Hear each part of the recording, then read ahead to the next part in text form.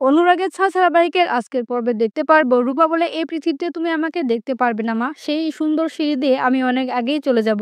তারপরে তুমি যখন আসবে তখন আমাদের দেখা হবে। তুমি আমার জন্য আর আমি তোমার জন্য। সেজন্যই তো ঠাকুর আমাদেরকে এত কাছাকাছি এনেছে। আমি তোমার রূপা। দীপা চিৎকার করে বলে, ওইদিকে যাস না, আমার কাছে আয় মা। রূপা বলে, তুমি যদি আজকে আমাকে বাঁচাতে না পারো তবে আমি আবারও হারিয়ে যাব। এদিকে আরিয়ান সূর্যের গাড়ি থামিয়ে বলে যে ড্রাইভার বলেছে ওরা হাইওয়ে ওয়াটারওয়েজের দিকে গেছে। রূপা জলে নেমে বলে, আমি তোমার মেয়ে মা, আমাকে বাঁচাও। ৬ বছর আগে এরকম নদীতে আমি ভেসে গিয়েছিলাম। আমাকে না বাঁচালে আমাদের আর কোনোদিনও দেখা হবে না। রূপা হঠাৎ করে দেখতে পারে জলের স্রোত বেড়ে গেছে। তখনই দীপা জলে ঝাঁপ দিয়ে রূপাকে বাঁচানোর চেষ্টা করে। ততক্ষণে সূর্য, সোনা এবং বাকিরা সেখানে চলে আসে। সূর্য তারপরে জলে ঝাঁপ দিয়ে রূপা আর দীপাকে বাঁচায়। দীপা রূপাকে জড়িয়ে আমার মেয়ে রূপা বলতে থাকলে সূর্য আবার ওকে জিজ্ঞেস করে, তুমি ওকে রূপা কেন বলছো? তখন দীপা বলে, ওই আমাদের হারিয়ে যাওয়া মেয়ে রূপা। সূর্য বলে, আমার তো আগেই মনে হয়েছিল যে ওই আমাদের রূপা। এরপর সোনা দূরে দাঁড়িয়ে থাকলে দীপা সোনাকেও নিজের কাছে ডাকে।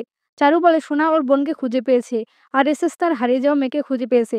এবার আমাকে চলে যেতে হবে। সোনা বলে, যে বোনকে হয়তো আমি আজকে খুঁজে পেয়েছি, কিন্তু আমার মাকে আমি ৫ বছর আগেই খুঁজে পেয়েছিলাম। দীপা রূপাকে জিজ্ঞেস করে, তুই যখন আগ থেকেই জানতি তাহলে এতগুলো দিন চুপ করেছিলি কেন? রূপা মনে মনে ভাবে যে আজকে পয়সা আন্টির নাম করে আমি এই মুহূর্ত নষ্ট করব না। সোনা দূরে দাঁড়িয়ে ভাবে, কেউ তো আমার দিকে আর তাকায় না।